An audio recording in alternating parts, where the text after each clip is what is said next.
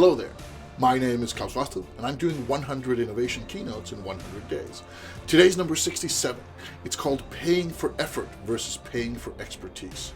And the reason I'm doing this keynote is because there are a lot of people who come in and says, oh, Klaus, we have trouble with pricing, or who are we selling to, or I want to get into a new career. How do I do that sort of thing? And this is something that comes up over and over and over again. So I thought I'd make a keynote out of it. I'm going to give you two scenarios and then talk a little bit about the difference between those scenarios and what this has to do with the subject at hand. So scenario number one, you are the proud owner of a washing machine and the washing machine explodes. No, seriously. The washing machine does not explode, but there's something wrong with it. It won't start. Blah, blah, blah. It needs fixing. So, first you cry a bit, you take a teddy bear, you hug it and say, oh, the expensive washing machine is broken, what do I do? Then you pick up your phone and you call your friend Kurt. This is Kurt. Kurt has spent 20 years repairing washing machines, so Kurt's pretty good at it. And Kurt says, okay, well, let me see, on Tuesday maybe I can swing by, I have a bit of time there and there. You say, oh, that's great, Kurt, we'll be without the washing machine for 5 days, but really thank you for this. Cool. Kurt comes over on his motorbike because, of course, Kurt's the kind of guy who rides a motorbike. Kurt comes over to your house. This is where you live. You have a little bit of chit-chat. You've known Kurt for many years. You talk about how you went to France on that skiing vacation 3 years ago, how you should go soon. Oh, it's hard with families, yada, yada. You have a bit of a conversation. It's nice. Kurt says, okay, this is going to take some time. I don't know how much yet, but while I'm working, I need you to make sure the kids don't use the bathroom where your washing machine is and that they don't kind of get near him. And you're like, okay, I understand. Kids can be a nuisance when you're trying to do manual labor. So, of course, you tell the kids, stay away and blah, blah, blah. And then Kurt goes down to his bike, big motorbike, right? And he takes up his big bag of tools, his suitcase of tools, his tool box. You're like, I wish I had one of those. But you don't. You're not Kurt. Kurt then says, you need to unplug the power because while I'm fooling around with this stuff, I need some of the circuit breakers off so I don't get toasted, yada, yada. And you say, okay, you deplug the power from the places, from kind of the bathroom so there's no light. It also connects with some of the light in your living room. A little bit annoying, but it's fine. It's a bright day. Now Kurt gets on the floor, tips up the washing machine, and he picks out all sorts of tools. Some of them you understand what are for. Some of them you don't really get what have to do with the situation, but these are Kurt's kind of expert tools, and he's moving around on the floor. Time passes. It takes like 2.5 hours. Kurt is grunting. He's sweating. At times he's swearing.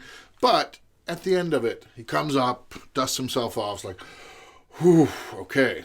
Washing machine now works. He presses the button. It whirs. It's beautiful. You smile. You give Kurt a cup of coffee. You sit down. You talk a little bit more about it was actually really cool when we went to France. And do you remember that small bistro up the mountain? And oh, we should really go again soon. Kurt says, yeah, we should go again soon.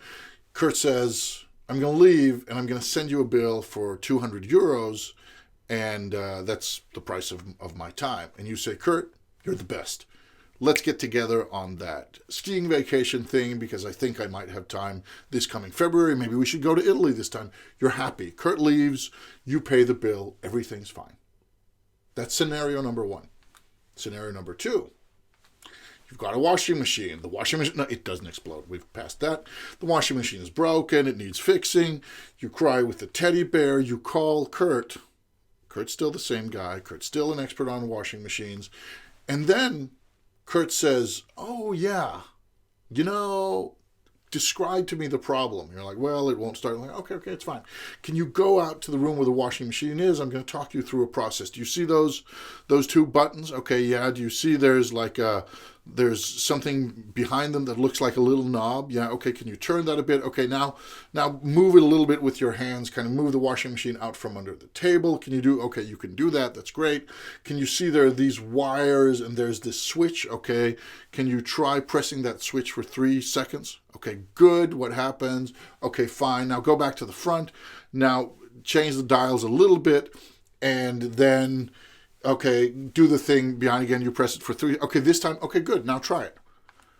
And the washing machine works. And Kurt says, hey, cool, man. I'll send you a bill of 200 euros. and you look like this. Now here's where it gets interesting, because let's look at scenario 2 versus scenario 1 for a moment. In scenario 2, there's no calendar. You didn't have to wait until Tuesday. You didn't have to be 5 days without your washing machine. Kurt didn't have to ride over on his beautiful motorbike. You didn't have to come to your house. You didn't have to chat about France. That's a shame, because Kurt's nice. You enjoyed that trip to France, so maybe that's a minus. Kurt didn't have to say you need to keep the kids away from the bathroom for a while. You didn't have to look at his insanely cool tool set and envy him. You didn't have to unplug the power. You didn't have to watch Kurt fumbling around on the floor and listen to him swearing. It didn't take time, and there was no cup of coffee afterwards and no small talk. Now those two might be minuses, because Kurt's a nice guy, right? It was faster, it was easier, and the best part is, next time you have the problem, you can fix it yourself because you know how. So it was from 3 objective key performance indicators. It was so much better, so much faster. It was like a 10-minute thing instead of a 5-day thing and a couple of hours on site. It was easier. You just fixed it. There's no hassle. There's no buzz. There's no kind of crap on the floor and power and kids. And you know how to do it yourself. So from 3 objective parameters, this was a much better solution. Now you know how to do it yourself. So next time you don't need to call Kurt. You just do it. And yet, you're sad. You're annoyed. You think Kurt's an asshole. You're like, hey, buddy, thanks for helping me. But seriously, 200 euros? What the boop? It's because effort versus expertise. We don't mind paying our friends for effort. If we can see them working, if we know they've done a thing, they create us a website, or they lay some bricks, or they clean our gutters, or they run 6 workshops at our company. No, we don't mind paying them for that, for their time, for their sweat, for their tears. That's effort. But expertise?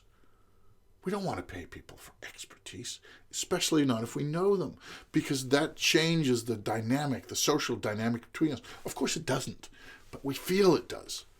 We feel that it changes that. Let's get to scenario number 3, and then I'm going to explain why. So in scenario number 3, you don't know Kurt. So you don't call Kurt. You don't have this problem. I know Kurt. And when you call me and say, hey, Klaus, didn't you used to have that friend who was like a washing machine guru? Say, oh, yeah, Kurt. Kurt's the best. So cool. Kurt and I, we went to France on skiing. He's amazing. Why?